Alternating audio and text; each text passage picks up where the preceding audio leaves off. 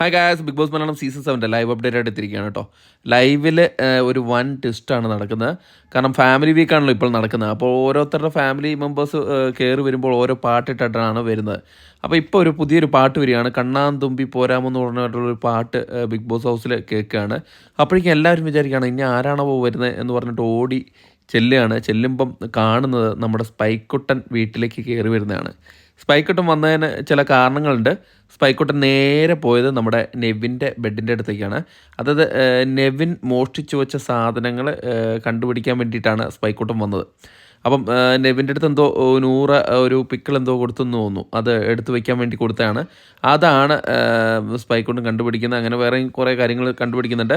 അപ്പോഴേക്കും നമ്മുടെ ബാക്കി എല്ലാവരും ചേർന്നിട്ട് സ്പൈക്കുട്ടൻ്റെ അടുത്ത് പറയാ ഇരിക്കാൻ പറ, കിടക്കാനൊക്കെ പറഞ്ഞിട്ട് പറയുന്നുണ്ട്. അപ്പോൾ സ്പൈക്കുട്ടൻ ചിലതൊക്കെ ചെയ്യുന്നുണ്ട്, കിടക്കുകയും ഇരിക്കുകയൊക്കെ ചെയ്യുന്നുണ്ട്.